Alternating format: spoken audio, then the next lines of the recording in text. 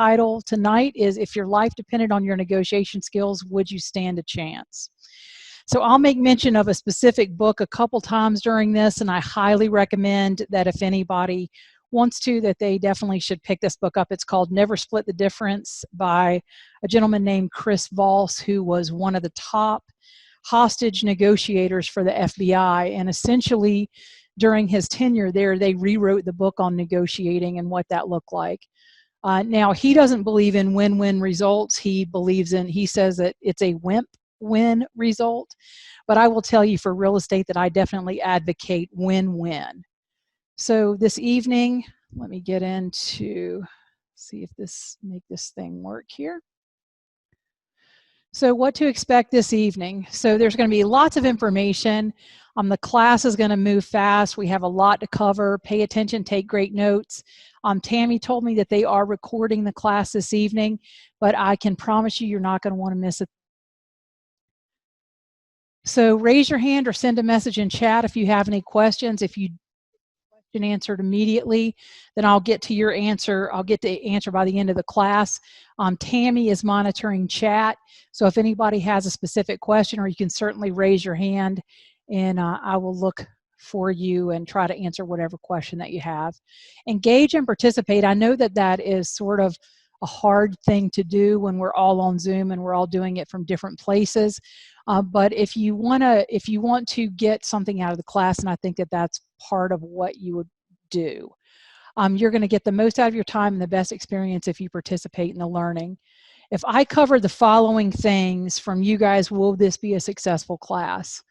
If I cover negotiation styles, different styles of negotiation, different types of styles of negotiators, anatomy of a negotiation, phases of a negotiation, tactical empathy, and tips for a successful negotiation. If I cover those things this evening, will this be a successful class? If there are additional specific situations, we can cover them if time allows. Write them down, send them to chat. I'm going to do my best to see that they're covered. I do have some real-life real estate conversations scheduled, I think, for the end of this presentation. So what exactly is negotiation?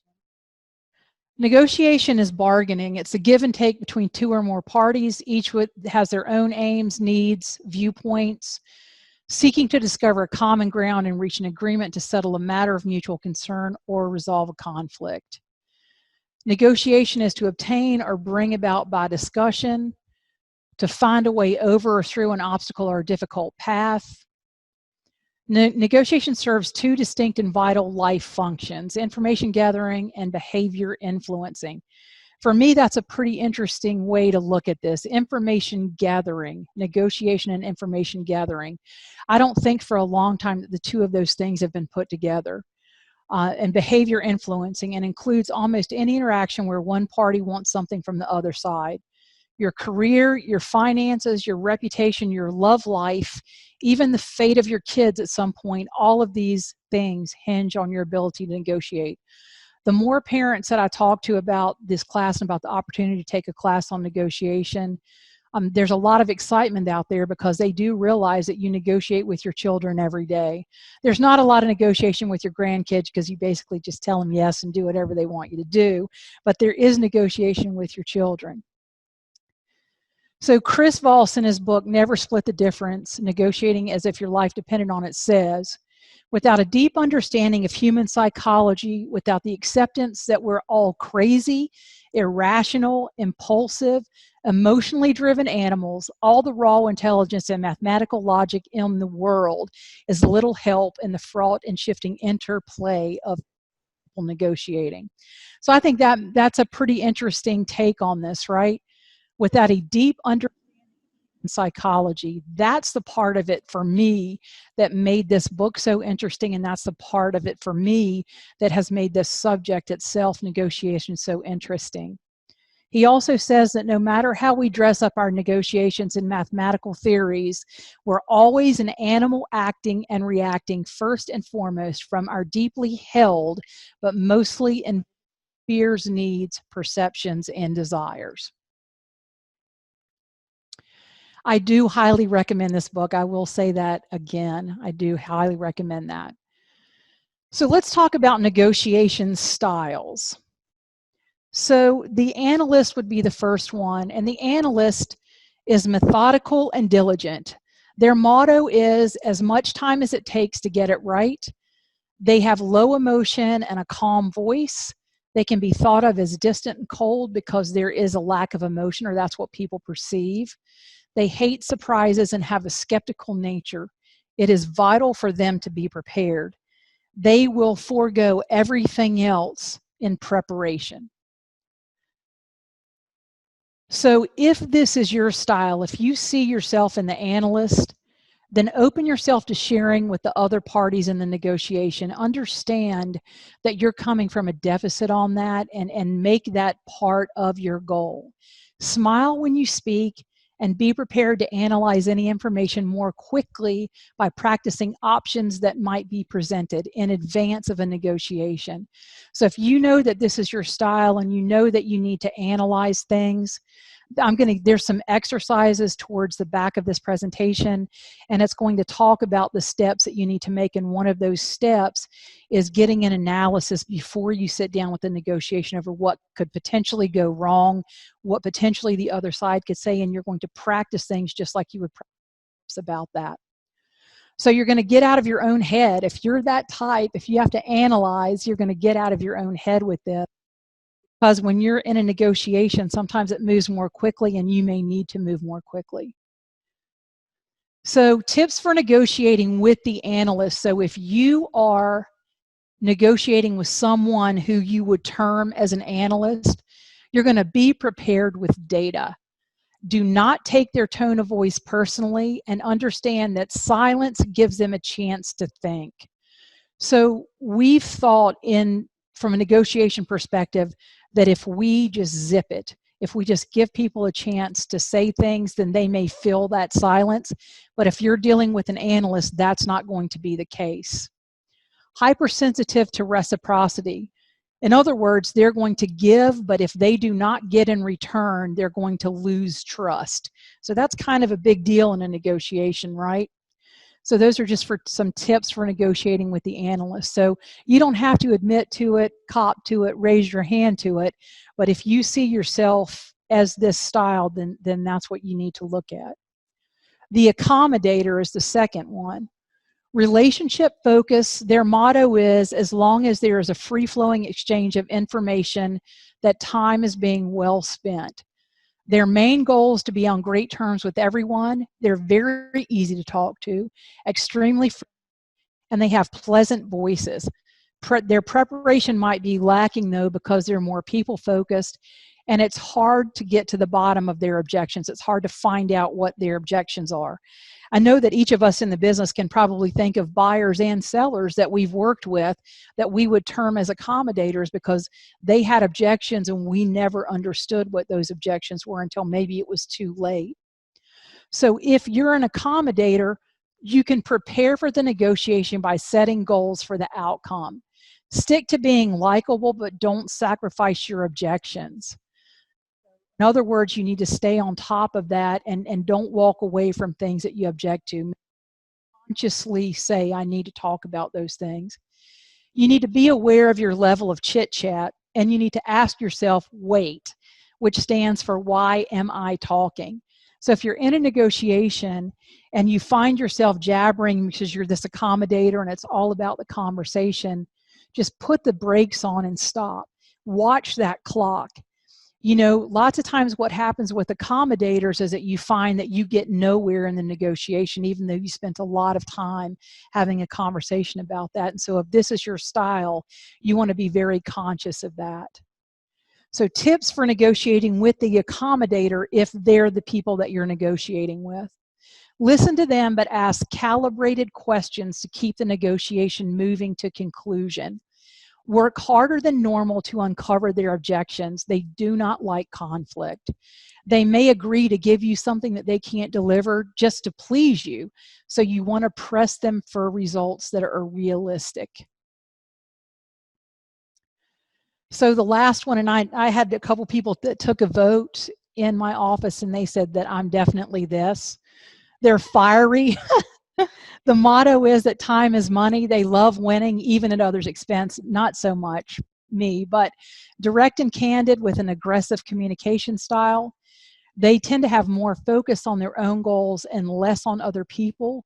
They usually tell rather than ask. Their self-image is linked to how many things they can get accomplished. They want to be heard. So if this is your style, be aware of every silence and know that you do not have to fill them with words. Soften your tone of voice. Set your goal for the outcome and work to get to it. Be nice.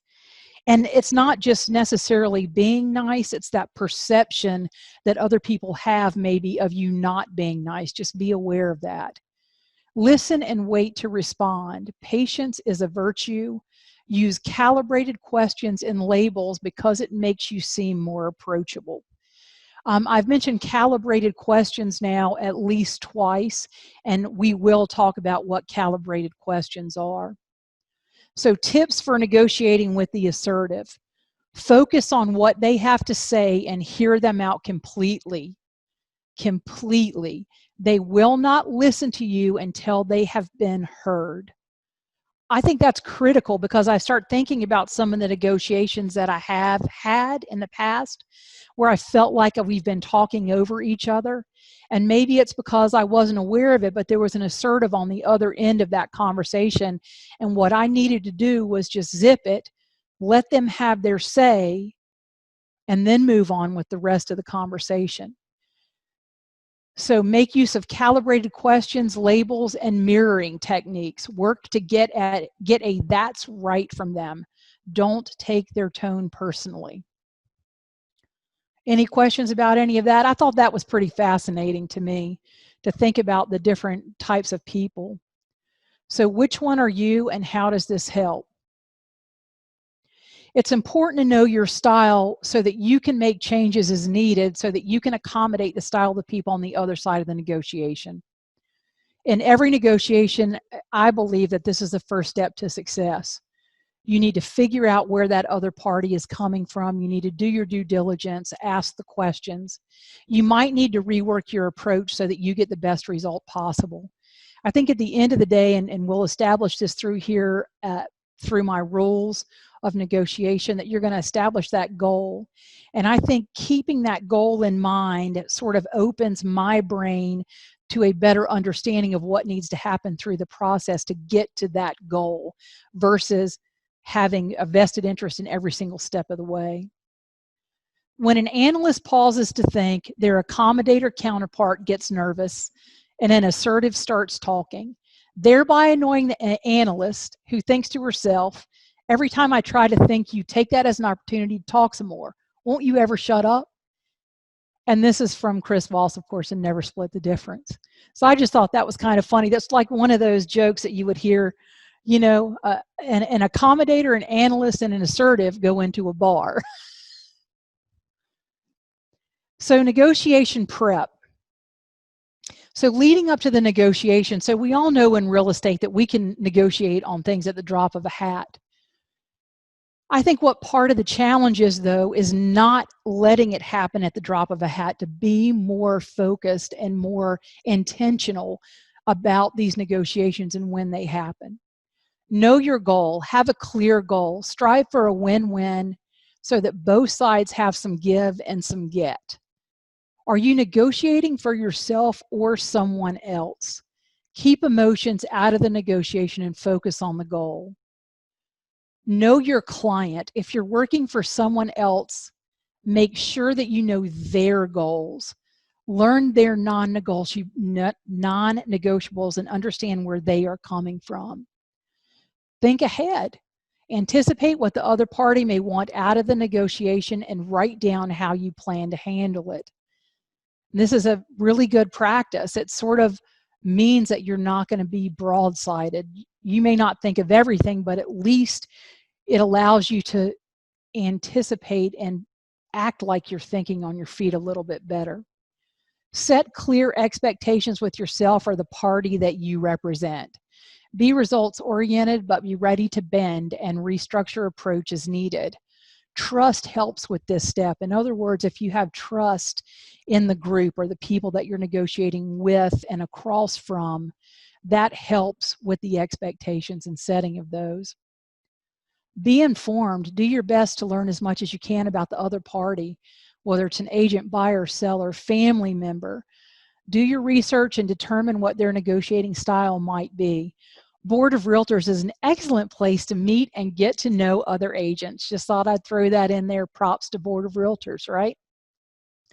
Obey the law. Make sure that what you're negotiating for and with does not cross legal boundaries. Understand what the playing field is.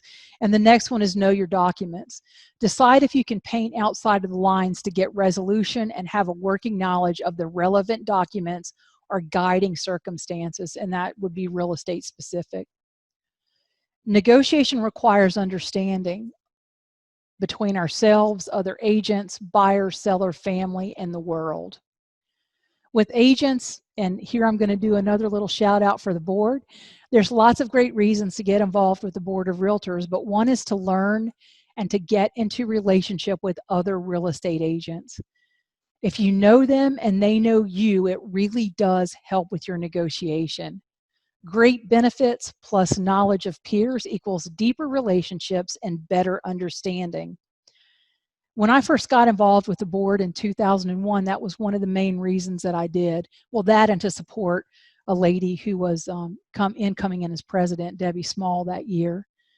And so when I got involved in the board, that was one of the reasons, so that I could get to know people. You could have deeper conversations and a deeper understanding, and it really does help with the negotiations as we go through this. So buyer and seller, you need a deeper understanding of their style, their motivation, and what really matters to them. What are their non-negotiables? Ask them 3 levels of questions to really get to know them on a deeper level. Try to get some understanding of the other side through the agent. So ask some pointed questions, get in a conversation with the agent, learn more about who is on the other side of this. Family. A deeper understanding of motivations that may equal easier, shorter conversations. Break that cycle of bad communication and reset the relationship under different terms. I mean, I think that pretty much says it all, right? I mean, if you really think about that, if we're constantly in negotiation with our kids and we've never taken the time to maybe think about where they're coming from on this, that may change everything. Was talking to one of the agents in my office who read this book too. We had it as a little project read, and we're doing it in book club next month. But he said he has an autistic daughter who is a teenager, and he said this book changed the way that they interact with each other, because he was able to bring some things to the conversation with her that he's never brought before. So I thought that was pretty interesting if you think about it in those terms, how it impacted someone with an autistic child, and you think about the relationship that you might have with someone in those terms, but on some level, understanding where she was coming from and what her style was, and this deeper knowledge that he started to get about this and opening up this negotiation cycle has helped their relationship. So the role of engagement for successful negotiations equals an understanding on a different level. Start with understanding no matter what the situation is.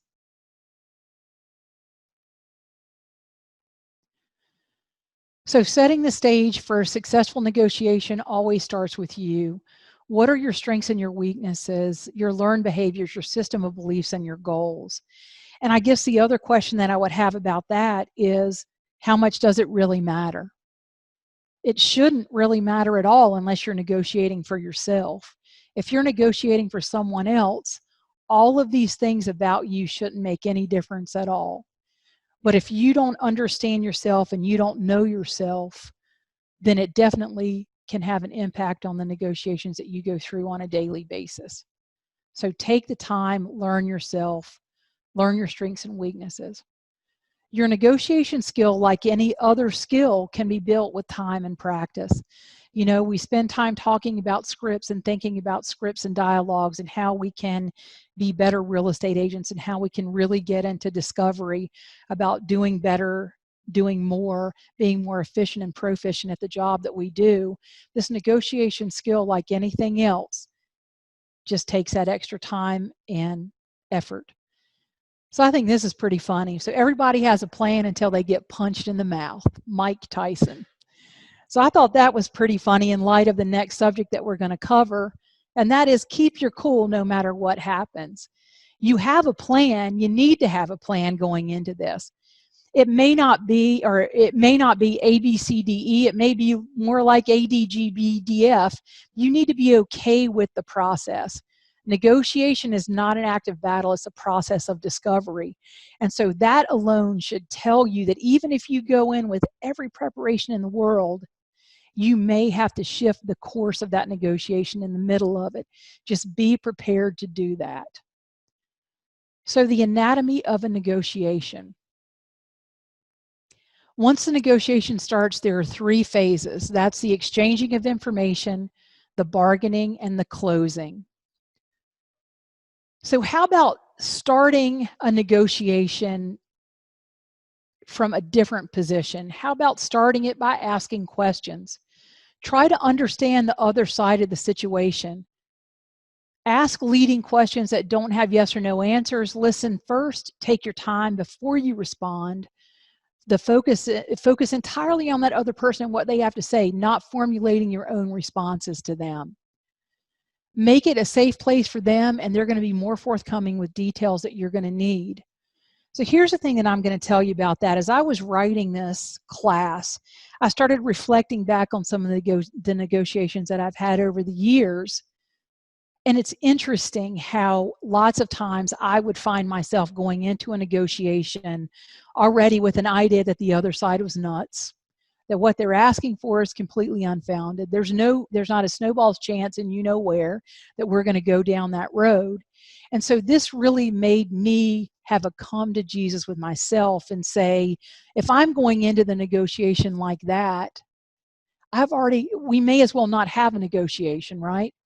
Because I'm not asking questions. I'm going in with a preconceived notion of how this is going to go and what the result is. I'm going in to fight this out, right?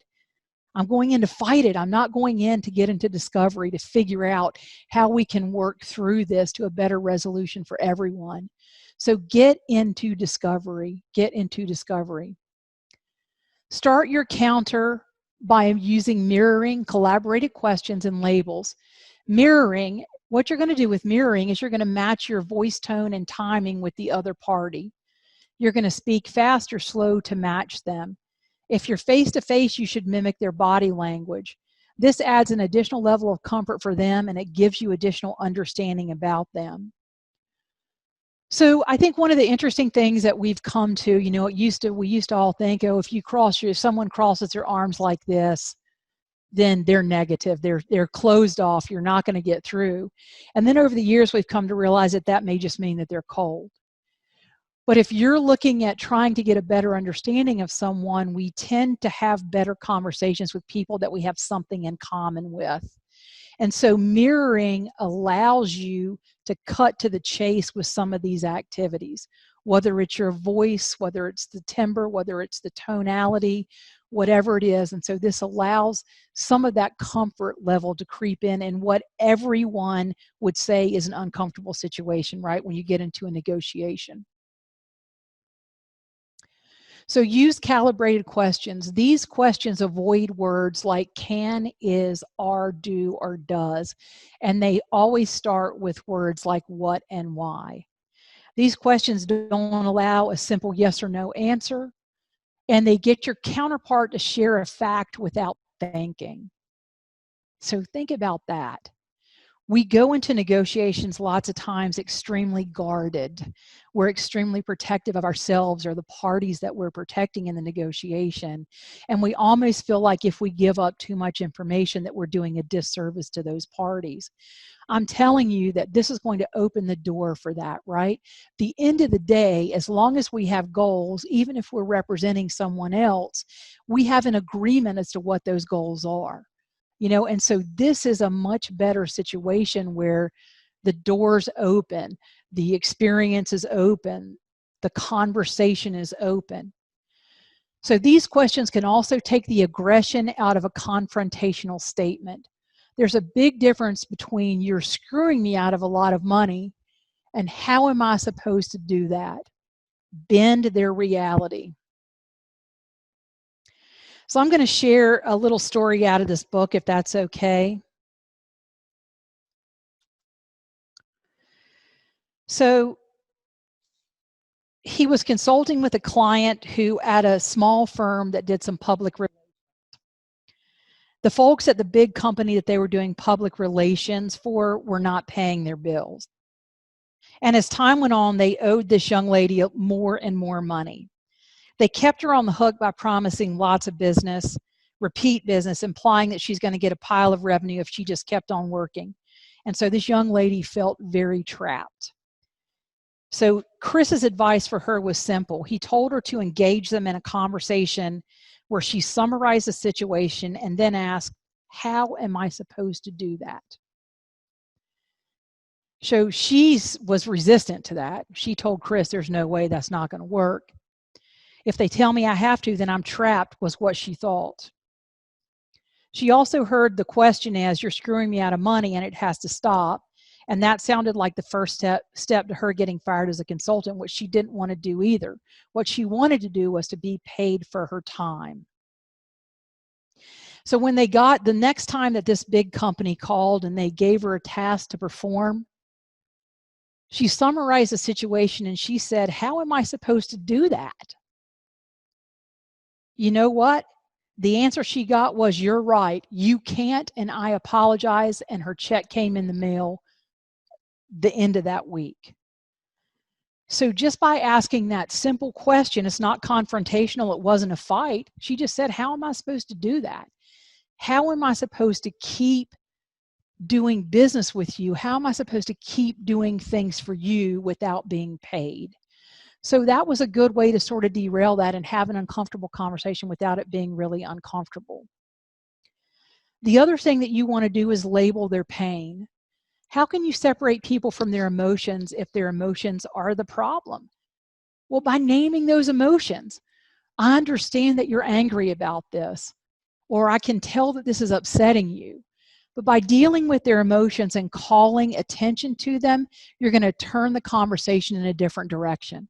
It separates out that emotion and it helps get rid of it and helps to pull the focus back to the task at hand. So just think about that.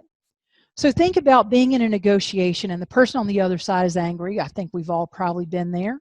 The person on the other side of the conversation or the negotiation is angry. You know they're angry.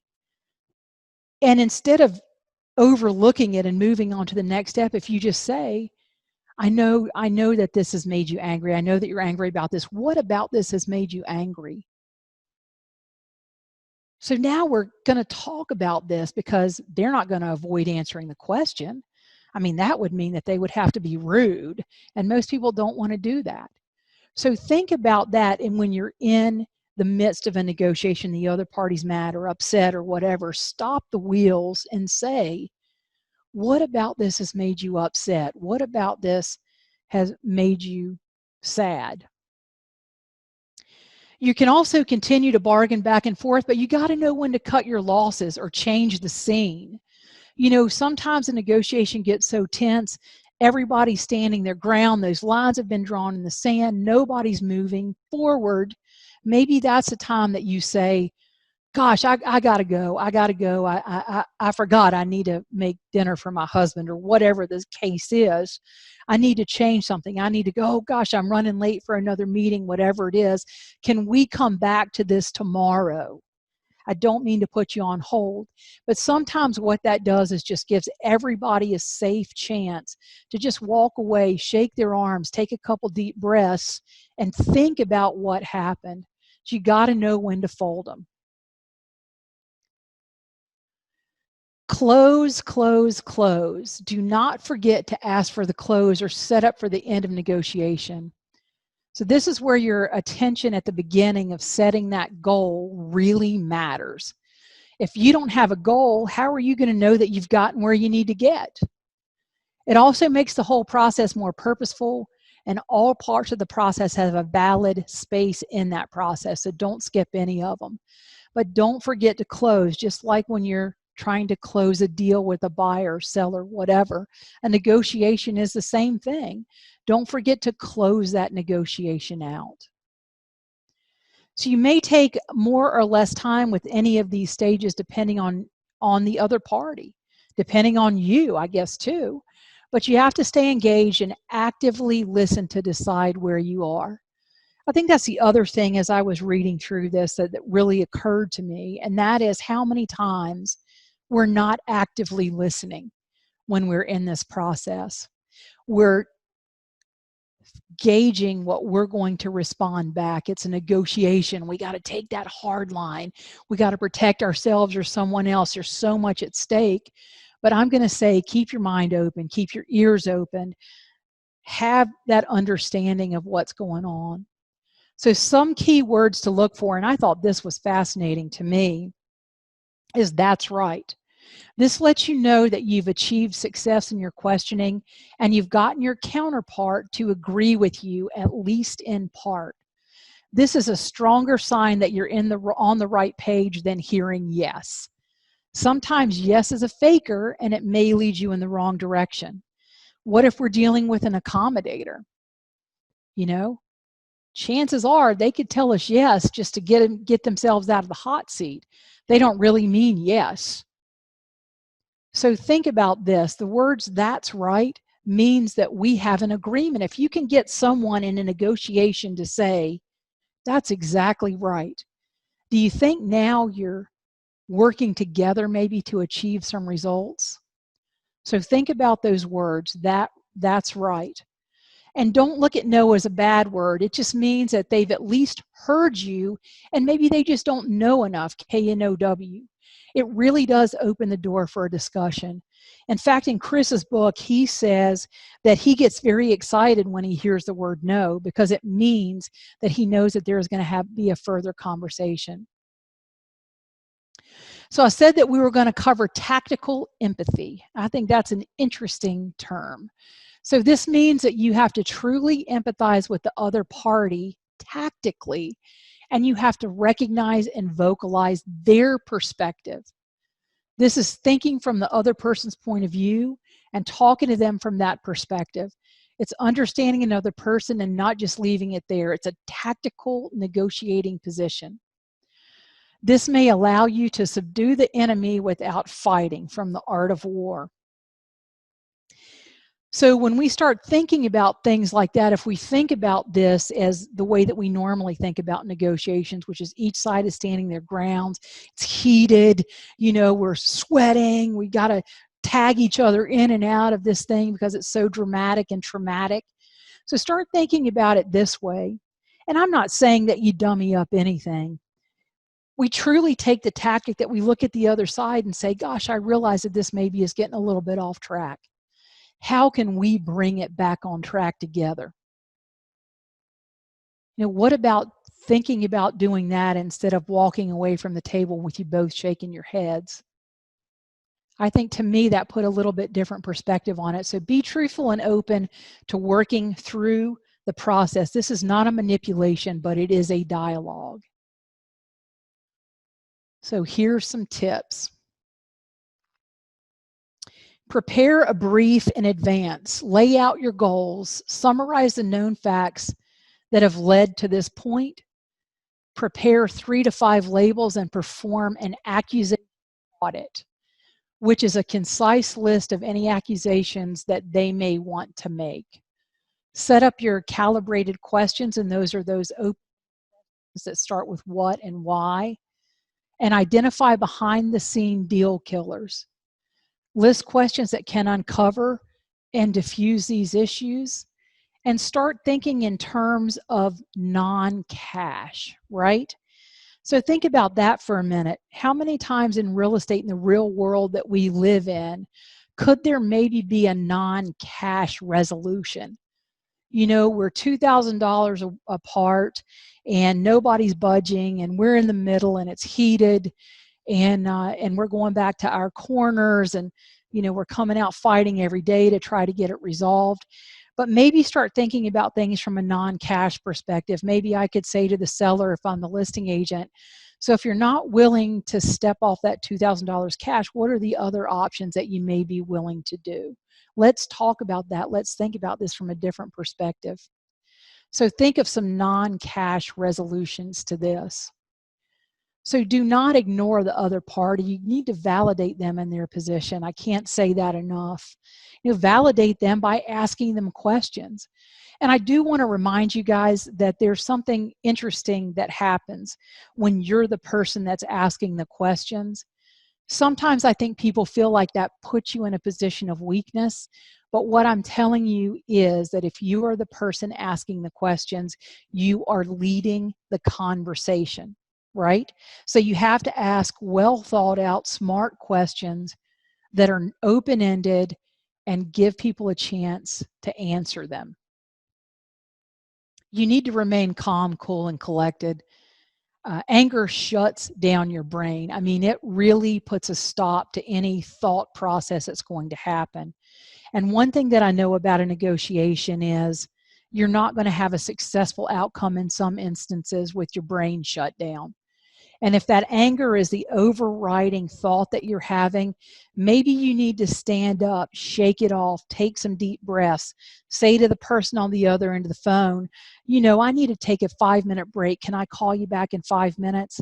But in order to do this, you need to maintain that awareness of where you are in this position, where you are in this negotiation, where you are and what you want to accomplish.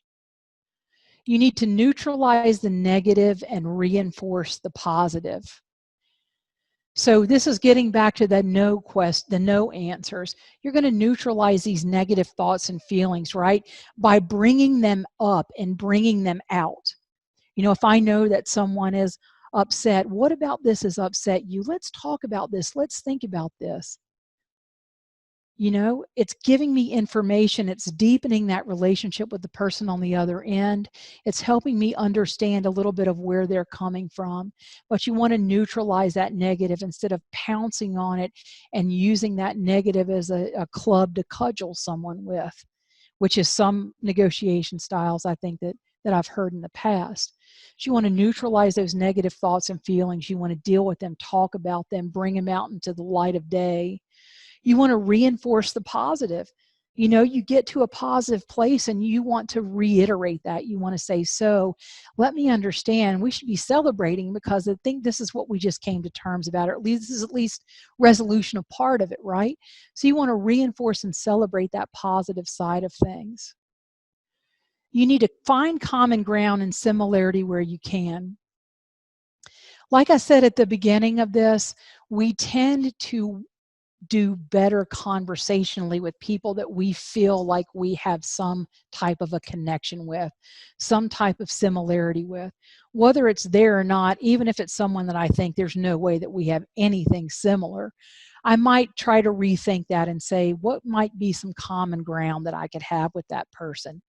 If I'm mirroring them, if I'm asking them questions, if I'm getting to know them a little bit better, it may be that maybe on the surface we have nothing in common, but once I start uncovering those things, it may be that we have a lot in common that I was never even aware of. Empathize, and I mean do this genuinely. Be genuinely empathetic to where they're coming from. You know, at the end of the day, you may be representing the seller, I may be representing the buyer. At the end of the day, they've both told us that they want to go to closing on this house. So I need to empathize with the other side and understand where they're coming from so that I can sit down with the party that I represent and say, this is where they're coming from. This is what they're thinking. This is what they're saying. This is why they've rallied the wagons. This is why they're running in circles. This is what their thought process is. Understand anchors and how they work. Who goes first? I think this was something that sort of stuck out at me too, because I think that I'd always heard throughout the process that the first person, I guess, once you walk into a room, you want to try to get that other person to state their number first, or whatever it is. You want to try to get them to say their position first, because that's usually the losing position. So it's interesting when we start talking about anchors. So anchors potentially are those first things. So we've all worked with that buyer, and the buyer says, gosh, I know that this house is listed for the asking price on it's $125,900, but I only want to pay $75,000 for that house. Well, once that offer is tendered to the seller, that's an anchor. It's a low anchor. That is at least a starting point, right? And then we know the seller can accept, reject, or counter from there. But at least this buyer threw that anchor out first and said, this is where I'm starting. Now, if we can get a counter back, we may find that we meet somewhere in the middle, or we may find that the seller's angry and they counter back at full measure. And that's okay, because still we can have that conversation with the buyer that goes, you know what, you threw out the first number and this is what they're saying about it. But that anchor can push the other side into some type of action, whether it's positive or negative. If you're finding that you're stalled in a negotiation, sometimes throwing out an anchor, even if it's a low anchor, can prompt that shakeup of that situation. Keep that ready to walk mindset. I think that this is an interesting thing. You know, if we look at this thing and we know that we're trying to resolve this, but at the end of the day, if we don't think that there's going to be some resolution, don't be afraid to walk away. Just to share a story, I went and did a listing presentation a long time ago. I had a partner, and I said, let me take this, let me go in and do this. And we sat down, and we give him all the, here's the market analysis, here's everything. We go through the process, and the seller looks at us and he says, you're going to list this house for $289,900, which at the time was probably $50,000 over what we thought the property would sell for. And he says you're going to do it for 4 chickens. And I thought about that for a minute, and I looked at my partner, and then I looked at the seller, and I grabbed all the papers off the table, and I said, you know what? I wish you good luck. And I reached over and I shook his hand, and I said, I'm going to take all my materials if that's okay with you. I wish you good luck. I hope that you find someone who's going to list the property for that amount. And I really hope that you're going to find someone that's going to do it for 4 chickens. He did, and he did. And they listed it overpriced, and it was on the market for a month and a half. And I got a phone call, and it was this seller. And he said, you know what? My wife has been beating me every day because we didn't go with you guys. And I understand now what happened. I thought that this was what I needed, but really it's not what I needed. What I really needed was to get the property sold. So if I had never pushed that envelope and walked out that day, I doubt very seriously that we would have been having this conversation 6 weeks later. Be prepared to fold. Be prepared to walk away. Keep that in mind. Read, study, and grow your skills. Practice and role play. Negotiating is one of those things that you have to sort of get in practice with. You need to get comfortable with that. You need to understand that there's a lot at stake here. You need to treat it like there's a lot at stake. It's interesting when I start looking at all the scripts, when I start looking at all these dialogues, when I start looking at all of these things that I have access to with KW, there's not a lot on negotiating. It's about dealing with buyers, dealing with sellers, not about negotiation specifically. There's a lot of scripts for dealing with pricing a property right and those kinds of things, but not negotiating specifically. There have been a ton of books written on it, but it just tells me for my sake that maybe we don't practice this enough as a skill. You know, there are some things that I covered tonight that I hope made you uncomfortable. I hope you thought, you know what, this is something that I've never really perceived about this or never really thought about before. So real life real estate. I'm going to stop for a second, and if anybody has any questions, I don't know if there's anybody in the chat room. Tammy is monitoring that. I do see 3 chats, so I don't know if there's anything. Can you go see if there's any questions that we need to get to? Okay. Yeah. So Tammy, is there anything? No, there's nothing in there. That was just a response to your question early on about whether they could hear you. All right, so I guess I'm just that good then. That's what I'm going to go with, is that That's it. And I've covered everything that you could ever possibly have a question about. I'm going to talk about some real life real estate because this is what we deal with on a daily basis, right? So there's some tactics and counter tactics in real estate that I think are pretty interesting. So there's something that, and it's an actual name, it's called nibbling, and we're not going into an X-rated version of this class. It's called nibbling. So once your client has agreed with one major concession, the other party starts nibbling for smaller concessions. And that sort of goes back to this quid pro quo thing when we talked about the negotiating styles, and we said these people expect a response back if they're giving something. You know, some of this stuff to me started to make some sense. So if you're in a situation like that, so your clients agreed to one major concession, the other party's nibbling for smaller concessions, what you need to do is nibble back. So are we going to get in the back and forth of this, nibble back?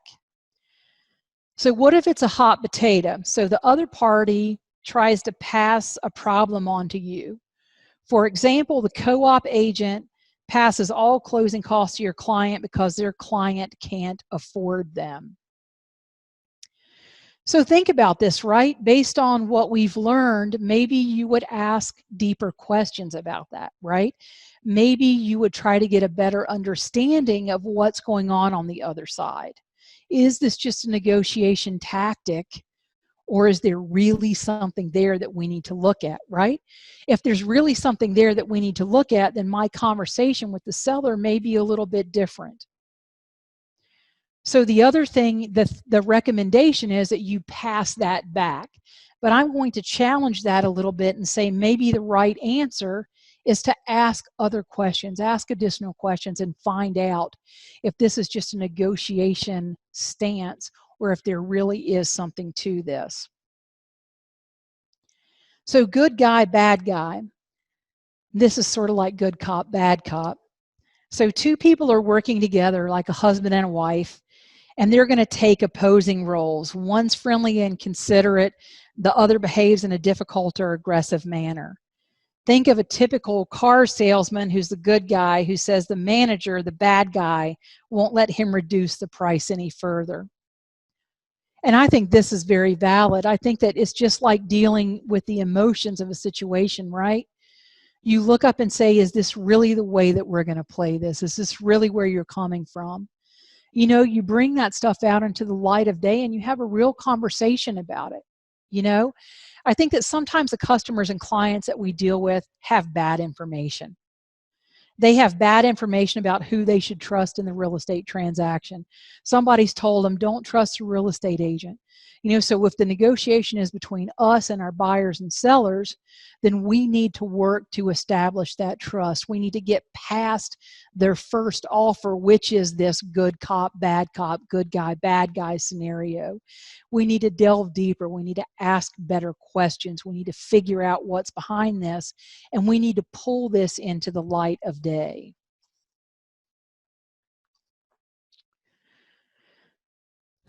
Water.